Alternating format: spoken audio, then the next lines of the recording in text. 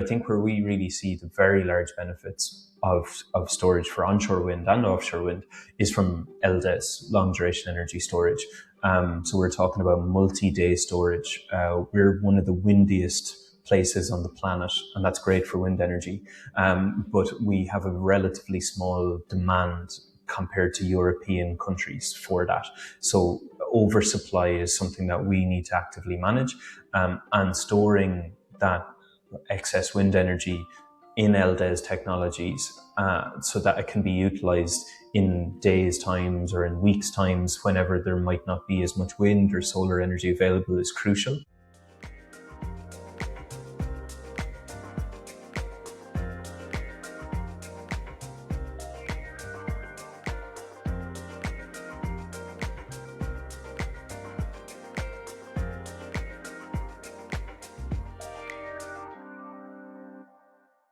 Welcome back to the Onshore Perspective, Wind Europe's podcast, where we explore what is happening in onshore wind across Europe. Today, we're taking a closer look at the Irish onshore wind market. An early adopter of wind energy, whose very first wind farm, Bella Corach, was decommissioned earlier this year after generating electricity for more than 30 years. A true testament to the durability of wind turbines. To talk about this, I'm joined by Noel Cunniffe, CEO of Wind Energy Ireland. Noel, great to have you with us. Thanks very much for having me, Giuseppe. Looking forward to the discussion. Let me start with geopolitics. We are living in a moment of global energy instability, with oil and gas prices sharply rising again after the US and Israel action led to the closure of the Strait of Hormuz, through which around 20% of global consumed oil and liquefied natural gas transits each year. Noel, how do you expect this new geopolitical turbulence to influence Ireland thinking on energy security and the role of onshore wind?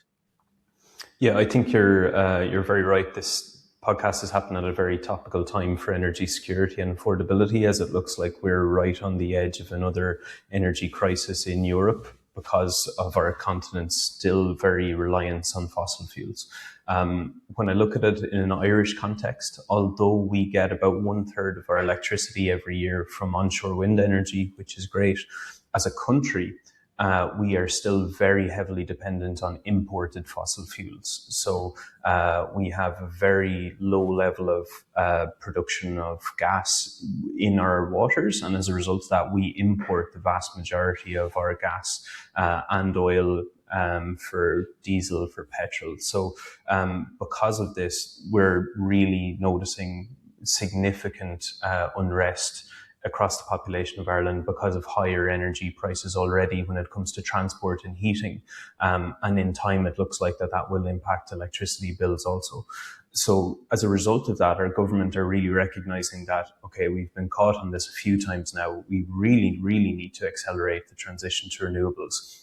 Try to get as much of our own energy coming from sources that we can control, that are not reliant on international geopolitical instability. We've shown through a number of reports in recent years the benefit that onshore wind energy is already bringing to Ireland in that respect. We published a report a few weeks ago from energy consultants Baringa, which showed that Ireland as a country has saved €6.7 billion that it would have otherwise have spent on importing gas from 2022 to 2025. So I think there's a real recognition that onshore wind is already helping to provide energy security. It's certainly helping with affordability. We publish reports on a monthly basis looking at the impact of onshore wind energy on wholesale prices. And we typically see on the days where we have the most wind energy available, the wholesale price in Ireland is half that on the days when we don't have wind energy available. So the more onshore wind energy we can bring in, the more energy security, the more energy affordability that we'll have, and that'll really help consumers here. Got it. And we're going to touch upon direct electrification later on. But before we dive in all of the topics pertaining onshore wind, this podcast does focus on onshore, but Ireland is also entering its offshore era with 2 successful offshore wind auctions already completed and more on the way. So, with offshore wind commanding more political attention, how do we ensure Ireland doesn't lose sight of onshore, especially when fast domestic generation is essential for affordability and security, like you were mentioning? Yeah, 100%. I think it's really important that there's a wide portfolio of renewable energy technologies. And on offshore, Ireland has a huge opportunity with offshore wind energy. We don't really have any installed at the moment. We have one very small wind farm that's actually in the process of being decommissioned offshore right now. It's reached its end of life already after 20 years of operation. Our maritime area is 7 times the size of our land area. So for us, offshore wind energy presents a big opportunity. But you mentioned that we've had 2 offshore wind auctions. We've actually had 5 onshore wind auctions as well. And onshore wind is delivering today. We have more onshore wind energy in construction now than we've had in nearly 10 years. So there's about 500 megawatts of projects in construction today. Those will deliver between 2026 and 2028. We think the pipeline is going to continue growing and hopefully maintaining that 500 megawatts in construction consistently now for the next few years. Our first offshore wind projects will start to deliver energy to the people of Ireland from about late 2030 into the early 2030s. So onshore wind energy still has a massive role to play. We've a target of 9 gigawatts of onshore wind by 2030. We're at just over 5 today. But we see a pathway into the future going into the 2030s for in or around 15 gigawatts of onshore wind capacity to be viable in Ireland. And that would only use about 2% of the land mass in Ireland. And I know that that's a number that has been made famous by Germany and what they're doing with their planning regulations for 2%. So it just goes to show you with 2% in Ireland, we could go from 5 to 15 gigawatts. So there's a long future ahead for onshore wind. That's great. And it sounds like there's a place for both technologies to coexist. And let's move more to the practical side. You were mentioning pipeline, which is growing stronger. But onshore developers often describe our Irish system as well structured, but also slow and procedurally risky. And given the energy price volatility, is Ireland permitting regime simply too slow for the world we live in? I think everyone's going to answer yes to that question, right? So we'd all love if our permitting regime was quicker, and that is absolutely the case in Ireland as well. We would definitely like for things to go faster. I would say that there are green shoots, like we have seen decision timelines drop in recent years from I would say if you went back 2 or 3 years ago, you would have been looking at 2 years to receive a permitting decision. Now you're at about an average of 70 weeks. So it's decreasing, and we're seeing some of the benefits of some of the European legislation being introduced. It's still not as fast as we would like, but we have just had our 2 best ever years for permitting, where Hmm. I think we had over 700 megawatts in 2024. We had nearly 700 megawatts permitted in 2025. So it means now that we've about in total 3 gigawatts of consented projects that have not yet reached energization. So that's certainly cause for optimism. I think when you're getting at the risky element in your question, you're probably touching on a challenge which we have here in Ireland related to our legal system. So almost every project here would be judicially reviewed. Hmm. So a legal challenge would be taken against projects. And again, that in the past has held up projects for several years, but we now have a new planning and environment court, which is specifically looking at climate-related legal challenges, and we're seeing turnaround times there for wind energy projects of about 9 months. And overwhelmingly, the decisions are being made now in favour of wind energy. So I think last year, nearly every single wind farm won its legal challenge. And I should have Is mentioned sorry, yeah. Yeah, I just want to touch upon that. Is that as a result of the application of the overriding public interest? It's not actually. So we have overriding public interest in our law, and I'm always watching Germany really closely because it appears that they have just done a really good job on this. We had in our last government in 2020 to 2024, we made some pretty significant changes to climate legislation here domestically. Hmm. And I think what we're seeing now in the outcome of legal cases is that new legislation being put into practice. I think where we would like to get to, though, is renewable energy projects. I was going to say, coming through our planning system, are overwhelmingly now being granted planning consent. So last year, about 90% of projects that got a planning decision were consented. So some of that climate legislation is really starting to come through. The legal challenges are happening, but again, we're winning many of those because our law has recognised the importance of rolling out domestic renewable energy for energy security, for affordability reasons, for everything that we talked about at the start of this call. So it's taken some time, but there certainly are green shoots there. Yeah, so it sounds like things are moving towards the right direction when it comes to permitting. And on that note, the Planning and Development Act of Ireland underwent a major overhaul in 2024. So my question to you would be, how does this reform affect onshore wind? Do the changes go far enough to ensure timely delivery of projects? And also one more adjacent point is that the EU has opened infringement procedures against Ireland for failing to transpose part of the third renewable energy directive. And most notably, I'm interested in the part on the new permitting rules for renewable projects. And so the second question would be, do you think the government is doing enough to address this? Sure. So, to answer your question, yes, the Planning and Development Act was a major overhaul of our planning system, the largest that we've seen in 22 years, I think it was the last time that this was looked at. So it completely rewrote a lot of our planning system. And the good news is that it was happening in parallel with when Red 3 was being developed at a European level. So some of that was built in from the ground up in the Planning and Hmm. Development Act, but there still is challenges with Red 3 implementation. I'll get onto that in a second. But the good news and what the Planning and Development Bill introduces is mandatory decision timelines for the first time ever in Ireland for renewable energy projects. So Hmm. we're looking at 52 weeks for an onshore wind farm.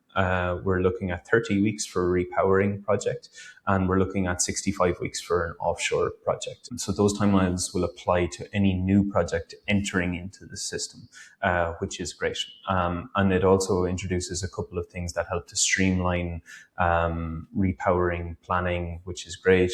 There should be a couple of things which will minimize judicial review issues that could be taken against projects as well. So that's all good. You touched on Red 3 there, and I think we found that a challenge to implement in Ireland. I don't think that's something that our government has necessarily done very well. It's I think the way I look at it is moving things around in the planning process. So it's taking things that perhaps were previously part of the decision timeline, and it's placing those now before you can apply for consent. Hmm. And then it's making the decision timeline shorter. So that will absolutely happen, but it's probably front loading some things that were there already, and even making some things that were optional now mandatory. So I think we're in a really awkward transition phase with Red 3 at the moment. Hmm. We're experiencing it a bit this year, where we've seen fewer projects apply for consent until the new system is kind of steadied out. We think that will happen in the second half of this year, and I think we'll be back to normal then from quarter 4 onwards and into 2027. But there's still a ways to go. So we're in that awkward transition phase. In 2 years' time, I think we'll reap the benefits of that. And I mean, the positive side when it comes to Ireland is that it seems to me that onshore wind and wind energy in general does benefit from wide support from the political spectrum, right? So that should make things a little bit easier. But yeah, planning is just one part of the equation. Social license to operate is the other. And Irish counties vary widely in how welcoming they are to onshore wind. So, what do you think explains these differences? And is that local variation becoming a threat to national targets? Hmm. Yeah, so I think you touched on something really interesting there that is unique in Ireland. I perceive compared to when I see it in other countries, in that we do have cross-party political support for wind energy. That is something that's super important here. There is no, far right driving renewables out of our ecosystem. I think there's just cross-party recognition that renewable energy is the way that we go forward. Probably the argument is about how fast it happens rather than does it happen. So that's good. There is certainly, when you get down to local levels, there is absolutely pockets of opposition to wind energy in certain parts of the country. But I think it's important to say that it is really small levels. We're talking single digit percentages of the Hmm. population in Ireland that are opposed to wind energy. Typically, when we do polling on an annual basis, we're seeing an 80% approval rate for onshore wind, kind of a 15% in the I don't mind either way, and then 5% or so that's in opposition. In Hmm. many situations, because of Ireland's political system and how local elections work, it does give opportunities for that small minority to appear louder and have a bigger or more influential voice with our political system. And I think a lot of that comes down for us in terms of learning how we do community engagement. And our Hmm. members have certainly really invested in community engagement a lot in recent years. We have composed guidelines for how this should be done on an industry wide basis.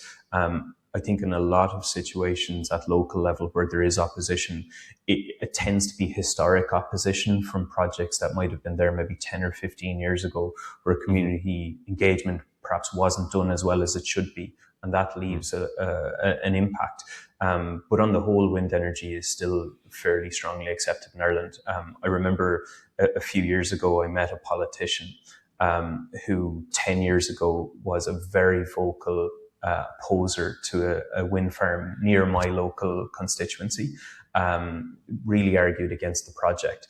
But the project's been built and in operation now for 10 years. And I met him recently, and he now brings his grandchildren for walks around the wind farm. They play in the playground at the wind farm. He's actively trying to turn it into a tourist attraction for the local Hmm. county. So it just goes to show you that I think there's a lot of fear, perhaps, and uncertainty before the projects get built. But once they're in operation, then there's generally a really wide acceptance that this is actually a good thing for the local community and the county. Yeah, this is also, I mean, my experience working here in Europe and having sort of an eagle eye looking at different countries. We also observe, speaking with other national associations, that people that live nearby a wind farm tend to be those least opposed to more wind turbines because they understand that it's not that big of a deal. And especially, like you mentioned, if the community engagement is properly done, that can really yield great benefit for coexistence. And on that, social license also depends heavily on community benefits, which are rather well established in Ireland. But um, is the current system fit for purpose as turbines grow taller and more visible? Sure. So I might explain for listeners what the community benefit fund structure in Ireland is. We have a community benefit fund structure which is mandatory, and it was introduced as part of auction designs here 7 years ago now at this stage. And the way it works is that €2 per megawatt hour of energy that's generated from a wind farm or a solar farm is put into a fund, and that fund is administered and then controlled by the local community. So the community establishes almost like a management committee for how the fund should be utilized, and it makes its decision together that they want to invest it in. We've seen investments in community halls, in sports facilities, in facilities or activities to help support elderly in certain communities, for example. And then that community benefit fund lasts for the duration of support from our government's renewable electricity support scheme. So that's typically 15 years. So this is quite significant volumes of money. The amount of community benefit in Ireland has doubled in recent years. It's about €7 million per year. As more wind projects start to come online now that have come through previous auctions and our pipeline, that 500 megawatts that I mentioned that's in construction, we see that 7 million probably doubling again over the next 5 years. There is very significant growth there. There's also near neighbour payments. So if you live within a kilometre of a wind farm, you get €1,000 per year from the local project. So there's a number of things that are there. And then your question around, is that built for larger turbines? Well, I think larger turbines typically means larger energy output, and larger energy output then means a greater level of community benefit fund because it's tied to the energy output of the project. So I think generally that's worked really, really well, and it's something that we're looking to continue improving all of the time here. Great. All right, let's maybe shift a little bit and speak more about the economics of projects in Ireland. The Renewable Electricity Support Scheme is the government's main mechanism for delivering Ireland's renewable electricity targets. A consultation on the 2026 auction round just closed this month, and I can only imagine that Wind Energy Ireland submitted a response. So what were your main asks? Yeah, so maybe firstly just to say that the onshore auction process that we've had has been super successful. It's been really good. It's a two-way contract for difference. It's predictable. It happens at the exact same time every year. We're now in our 6th annual process for it in 2026. So I think developers generally are very happy with the structure and the predictability of the auction system. It's not something that we hear much issues with in comparison to, say, the planning system or grid capacity. In terms of what our biggest asks are, so you're right, we did submit a fairly significant consultation response that we worked on with our members over the past two months or so. There's probably 3 big things that I'll call out. So the first is that we're trying to change the duration of the support from 15 years to 20 years. We're seeing countries around Europe now move to 20-year auction support schemes. Your very first sentence in this podcast was talking about the Bellacorrick onshore wind farm that just decommissioned after 34 years of operation. So I think it's very obvious now that onshore wind projects can last a significant duration of time. And if you can facilitate longer contracts, then the projects can recover their costs over a longer time period. They can access cheaper financing. So we worked with a consultant as part of this consultation response, showing that we estimate about a €6 per megawatt hour difference in terms of lower bid prices just from moving from 15 years to 20 years for the contract duration. And that would actually also bring it in line with our offshore auctions or our offshore projects. They get a 20-year support, onshore wind and solar get 15 years. So that would bring it in line with that. The second point that we made was related to fixing repowering rules and how those projects can be bid into auctions. So a lot of our projects in Ireland will be starting to repower over the next 5 years or so. We're seeing a small number of projects today looking to repower, but one of the biggest barriers there is our current auction system requires a 50% increase in energy output in order to be able to obtain a contract. And in many situations, that isn't possible because our grid capacity is very constrained. So you might have a situation where a project is naturally coming to the end of its life, and it is decommissioning, and the developers would absolutely repower it. But they're really struggling to make that work by trying to get that 50% additional output from the project simply because the grid can't take it. So that's something that we're looking to change and align more with the UK and French auction models, where that's certainly more incentivized to repower or takes that into account. The third thing relates to trying to retain a certain risk cap, which is placed on managing the level of curtailment or oversupply that a wind energy project can obtain. I'm sure we'll come on to talking about it a little bit later, but dispatch down is a really big problem in Ireland. So that's caused by three different things, but generally speaking, there are two of those are compensated for through the auction design process for oversupply or for system-wide curtailment. The solutions to those are outside of the control of the developer. It's the state, it's the grid operator that can fix these things. So if you put the risk on the developer, then it means that uncapped, uncontrollable risk needs to be bid into auctions, and that's really challenging to manage. So the good thing is that the previous three auctions have recognized this. They've placed the risk with the party best placed to manage it, which is the state. And we're looking to retain that for this auction. The last thing I would say is just, I know NZIA is a huge topic of focus over the past few years in Wind Europe and with national associations. In our auction in September, it looks like we're going to be one of the first countries to have an NZIA compliant auction. And we're just looking for a little bit more clarity on how certain rules will be implemented around cybersecurity or around how non-price criteria related to resilience or storage integration, for example, will be taken part of that. So I think generally it's been received really positively.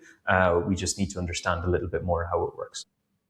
Yeah, and I mean, I follow auctions in all European markets, especially onshore. So I'm also looking forward to see how the different EU member states will decide to implement the non-price criteria as part of the Net Zero Industry Act, or NZIA, that you were referring to.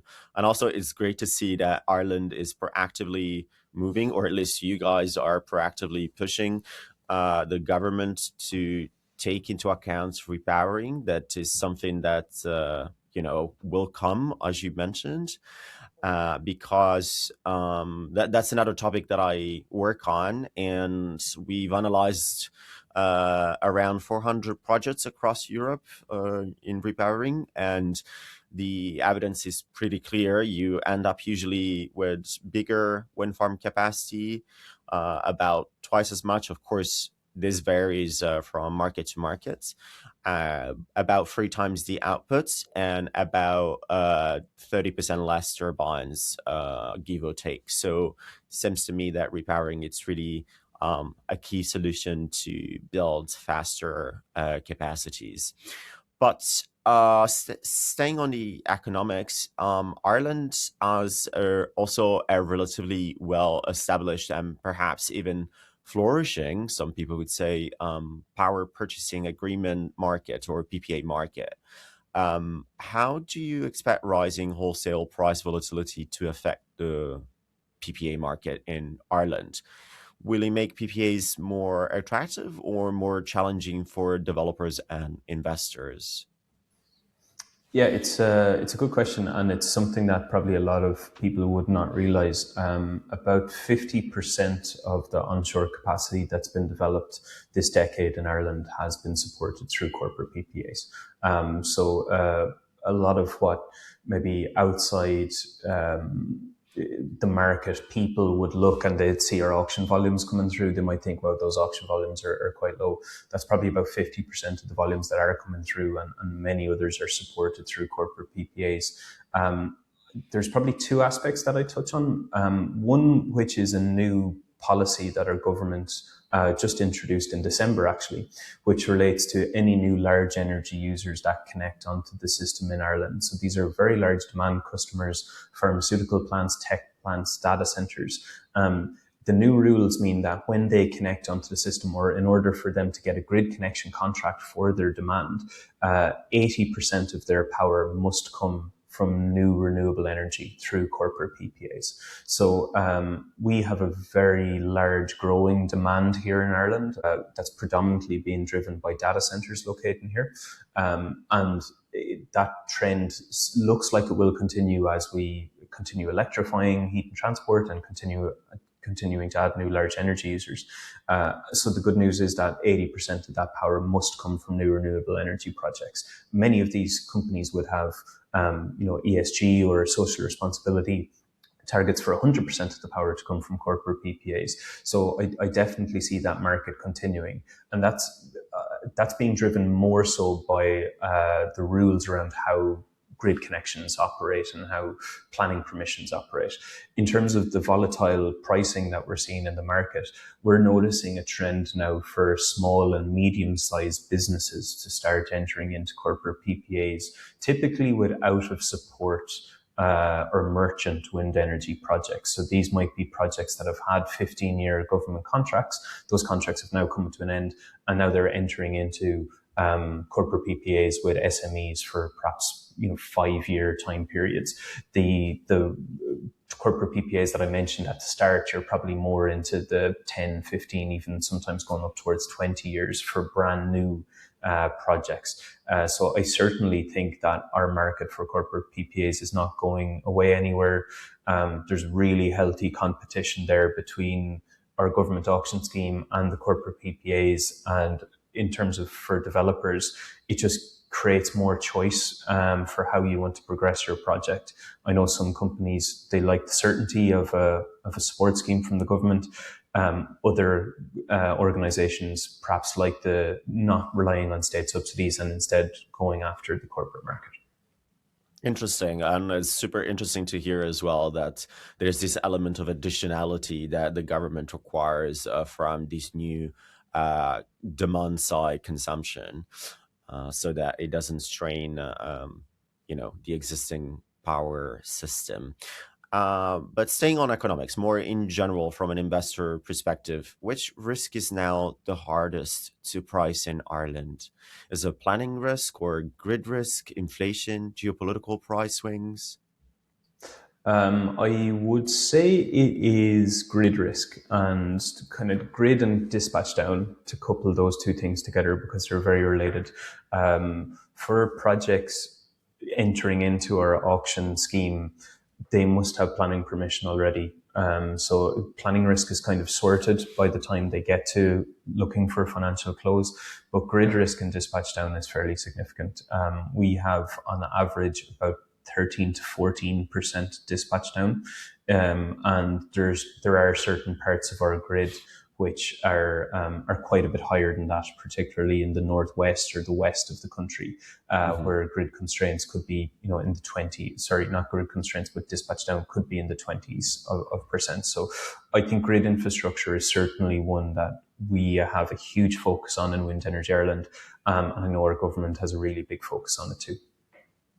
So it sounds, if I understood correctly, sounds like Ireland's current grid infrastructure is not exactly fit for purpose, given also the growing share of renewables. So to that effect, what are the plans that the relevant authorities have to future-proof the grid in Ireland?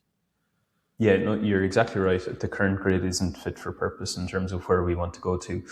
So there are, I think, again, some causes for optimism in terms of how serious our government is taking this. I'm a power system engineer by background, so I'm an absolute nerd for grid stuff. And I know that Ireland had a huge level of investment in grid infrastructure from the 1950s right up to the early 2000s. And there was a lot of excess capacity in our grid infrastructure as a result of that. But a lot of that has now been soaked up as our population has grown, as our demand has risen, as renewables has come onto the system. So we are reaching the point where there are pockets of our grid infrastructure around Dublin and in certain parts of the west and northwest of the country that are very challenging when it comes to new grid capacity. Our system operators, we're lucky in Ireland that we only have one TSO and one DSO. I know there's in most European countries, there are numerous TSOs and DSOs. So having one helps in terms of the two parties formulating a coherent plan together. There is a network investment plan for hundreds of new reinforcements, upgrades, refurbishments of our grid between 2026 and 2030. A budget was just approved for investing in grid infrastructure in December of 18.9 billion euro between now and 2030 to roll out new electricity line and new cable and upgrade substations.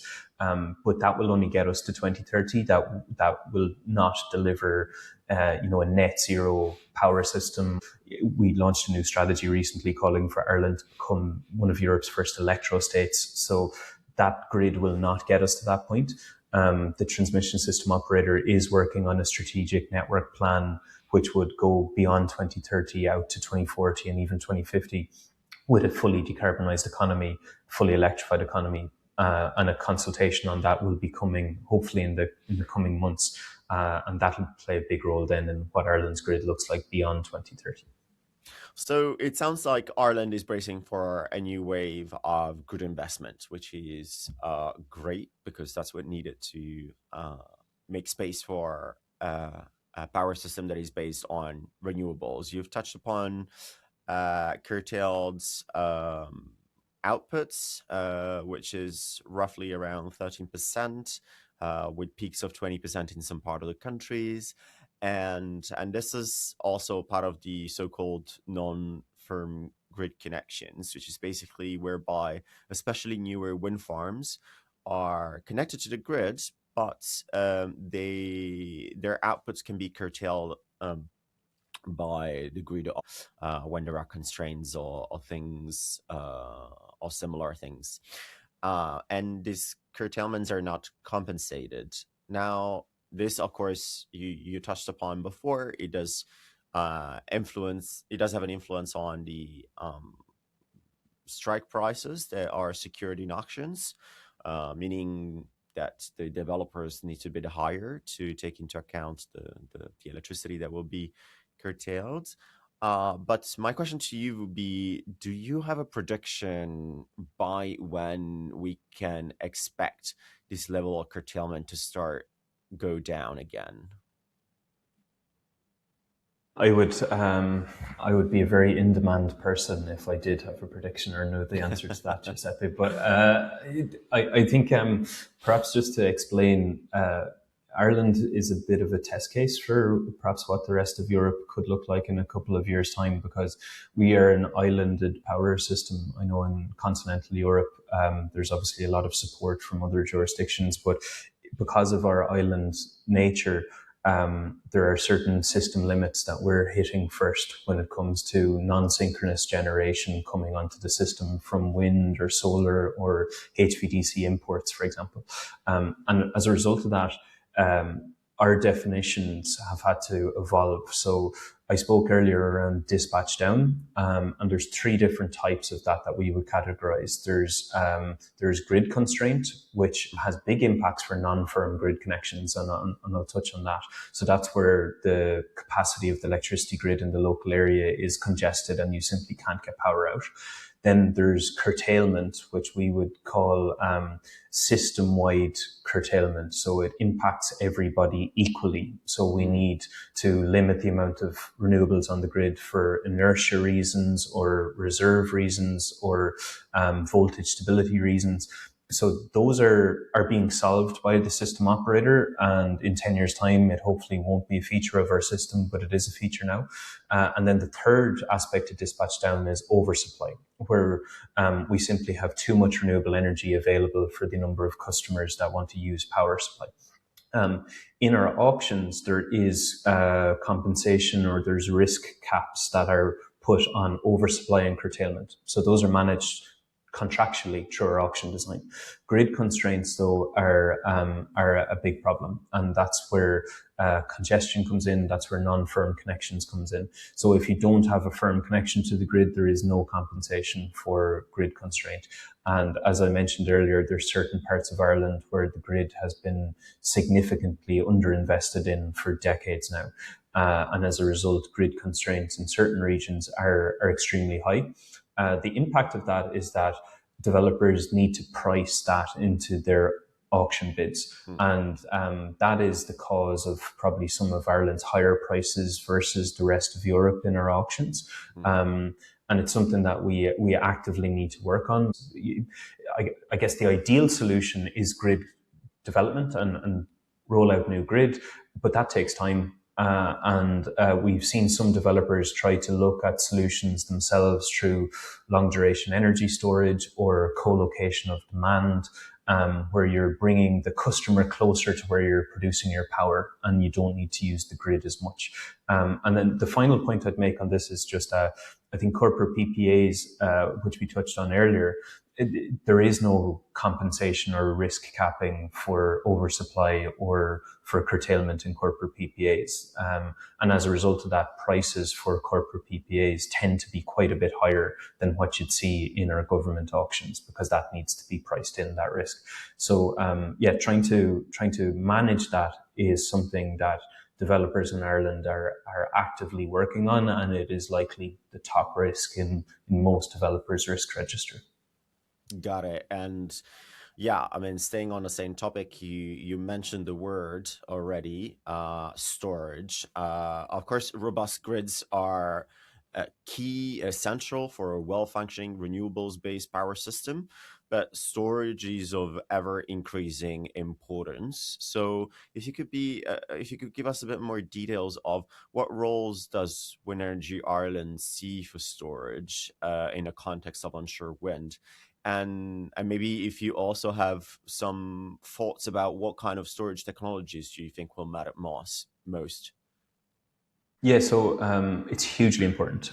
So we work in partnership with our sister association, Energy Storage Ireland, to try to incentivize and roll out new storage markets here. We absolutely think that maximizing the value of wind energy to Ireland requires storage. We have quite a high capacity of batteries already installed in Ireland to help manage with system reserves. So that would be 30 minutes to 2 hours duration. We probably have nearly a gigawatt of projects that have been rolled out in the last 5 years of that. So that problem is kind of nearly solved now for reserve reasons. We're seeing more projects come online, lithium ion for 4 hours, and in the next few years for 8 hour storage. But I think where we really see the very large benefits of storage for onshore wind and offshore wind is from LDES, long duration energy storage. So we're talking about multi-day storage. We're one of the windiest places on the planet, and that's great for wind energy. But we have a relatively small demand compared to European countries for that. So oversupply is something that we need to actively manage, and storing that excess wind energy in LDES technologies so that it can be utilized in days' times or in weeks' times whenever there might not be as much wind or solar energy available is crucial. There was an announcement just this week by one of the larger developers in Ireland called Future Energy Ireland and Forum Energy for Europe's first 100-hour storage project. So it's an iron air battery, and it's only 10 megawatts in capacity, but it's got 100 hours of storage. So it's got huge energy capability there. And that project is the first of its kind and first of many that we think we'll see in Ireland. It's not just iron air. There's lots of other different types of technologies that can meet this. And we're working on trying to put in place an auction-like model for long duration storage. And we hope that the first procurement will come in 2027 for that. That sounds absolutely interesting, especially because I think you'll be pioneering this sector in long duration storage. But yeah, let's just stay with this topic of, so we talked about grids, storage, but there's also the demand side, and which is just as critical. Europe is in general far behind when it comes to direct electrification. Electricity only covers about 23% of EU's final energy consumption. And this is a share that has barely shifted over the last decade. Meanwhile, we've seen China, which has already passed 30% and continuing to rise. And so the key elements there, I think, are electrification of heat in households, in low and medium temperatures processes in industry, and transport as well. And all backed by homegrown renewable electricity, at least in the short term. as the only credible way to cut our dependence on imported fossil fuels. And this is something that I think both the 2022 energy crisis and the current energy crisis are making painfully clear to all of us Europeans. I understand that Wind Energy Ireland just published a new 5-year plan strategy to turn Ireland into an electrostate. So if you could please walk us through what this plan entails and what does becoming an electrostate means for Ireland specifically. Yeah, so it's certainly a concept that we're really pushing hard now, and we've got a lot of traction with actually. What I think with our government, I'm sure many of your listeners will be familiar with the term petrostate, which describes the oil and gas countries of the 1970s, 1980s that became global powers because of their ability to produce energy for the world. We spent a lot of time last year developing this new 5-year strategy and looking at the latest thought leadership that's out there when it comes to what does the future of energy look like in 20, 30, 40 years time. People like Michael Liebrich, like the electrotech revolution from Ember, really helped to define that electrostates are actually going to be the leading countries in the 21st century. And those are countries that utilize their own domestic renewable electricity as an economic pillar for their advancement. And in Ireland, our opportunity is extraordinary there because of that very large wind potential that I mentioned, both onshore wind and offshore wind, a relatively small domestic electric demand currently compared to some of our neighbouring states, and the ability to export some of that energy to Europe, or alternatively maximize the value of wind energy to Ireland as a country by locating new businesses here, new green industries to create products and export products to the rest of Europe and to the rest of the world. And that's really where the electrostate comes in. It's thinking about as much about the supply of electricity from wind energy as it is how you utilize that through maximizing its value through storage, through demand side, through electrification. So a big part of it is trying to electrify our economy as quickly as possible. Our transport is rapidly electrifying. Electric vehicles are now outselling diesel cars in Ireland. They're just this year about to outsell petrol cars in Ireland for the first time. So our transport is starting to electrify. We have a lot to do in our heating to try to electrify our heating. And as I mentioned earlier, there's a lot of opportunities there for new large energy users, from pharmaceutical plants, tech plants. We have some of the largest ones in Europe, in Ireland, and we certainly think having domestic, affordable, price-stable, renewable energy is a huge selling point for us as a country. And that's why we're really pushing for Ireland to become one of Europe's first electrostates. And I think it's something that most European countries should be striving for, particularly considering everything we're seeing in the world today.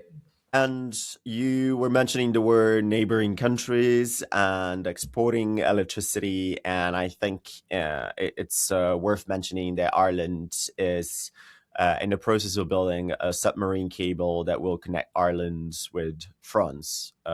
When was the commissioning date estimated for that project? Yeah, so I think the latest is 2028. I think it just got shifted slightly out from 2027 to 2028. And that's important. It's going to be our first connection back to the European Union. We have several interconnectors in place already between the island of Ireland and Great Britain, and a few more planned. So it'll be good to connect back into the European Union. I think just one thing that we are seeing in Ireland, and I understand it's starting to come up in other regions as well, is just thinking about how interconnectors operate in a future market. We have a situation in Ireland where our price is set by gas a lot of the time, and as a result, our price tends to be quite high versus some European countries. But there are times when we have very high wind energy, and with gas setting the price, it means that our interconnectors are fully importing into the country, and they're taking the place of renewable energy. And that's causing actually some of the curtailment or dispatch down, which I mentioned earlier on. So I think as we interconnect further into the European market, and as other countries start to experience this in time as more renewable penetration increases. It's just something that we're going to have to carefully consider when it comes to how interconnectors operate in future market design. Got it. All right, let's zoom out a little bit to look at a bigger picture. Under its national and energy and climate plan, Ireland has a target of 9 gigawatts of onshore wind by 2030. According to the latest Wind Europe annual statistics and outlook that we published in February, Ireland is expected to miss that target by about 2.5 gigawatts. So what is the single biggest intervention that would enable Ireland to scale onshore wind fast enough to meet the 2030 target or get close to? So I would definitely say it's unlocking more grid capacity. I think, as I mentioned, I think we have 5 gigawatts installed today. I see a path for how we could get to 7 gigawatts by 2030, which would close that gap that you've just mentioned a little bit. But the main thing is grid capacity. We have 3 gigawatts of projects consented in Ireland right now. The thing that's stopping many of those projects is a lack of transmission in the local area or very long grid connection times, where they might not be getting a grid connection until perhaps 2029 or 2030. And then that's delaying projects that could go into financial close now and could begin construction, this year or next year. So it's not just about, as I mentioned earlier, it's not just about grid build, because grid build takes time. And I think there's a recognition there that not all of those answers are going to be solved quickly. But for example, we could locate some of those long duration energy storage projects in certain parts of Ireland's grid where there's a lot of renewable capacity available that has consent, but grid capacity is limited. And that long duration energy storage would really help. The other thing is we could locate new industrial parks, or green energy parks, as we're calling them, for large energy users to locate near where the renewable energy is available. And that would help get a lot of those projects unlocked and off the ground. So when I talk about grid capacity, we're certainly thinking broader than just building the grid infrastructure. That's the number one thing we need to do. But then there are secondary things like LDES and like green energy parks that we're working on also. Great. So we're coming to an end of this episode. So my last question to you would be, looking ahead, perhaps to 2030, 40 or 50, what is your realistic and also your optimistic vision for Ireland onshore wind sector? Yeah, so I think I think bordering realism and optimism is that 7 gigawatt goal for 2030. I think I can certainly see us getting there.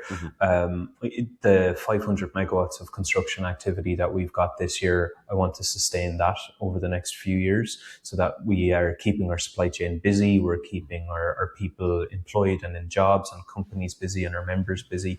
And if we do that, then we can absolutely continue going from 7 gigawatts onwards. We have mapped out, as I mentioned right at the start of the podcast, that onshore wind in Ireland could reach 15 gigawatts in time.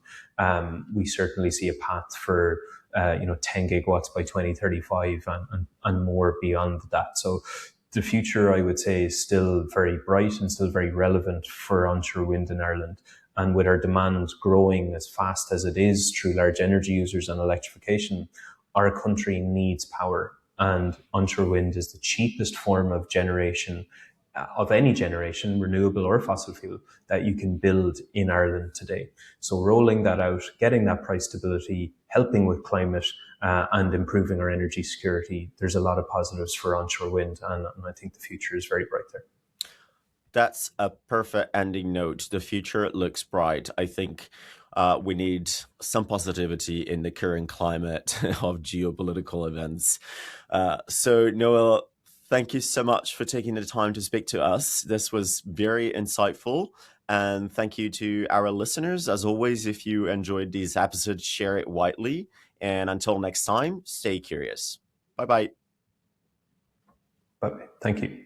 Looking to stay ahead in the wind energy sector? Wind Europe's intelligence platform has in-depth statistics, interactive data and maps, policy trackers and market reports, all updated regularly to keep you informed. Whether you're tracking turbine orders, exploring permitting trends, or diving into national policy development, The platform gives you the insights you need to make smarter decisions. Log in today and unlock the full power of Wind Europe's intelligence tools. Not a member yet? Contact us to find out more.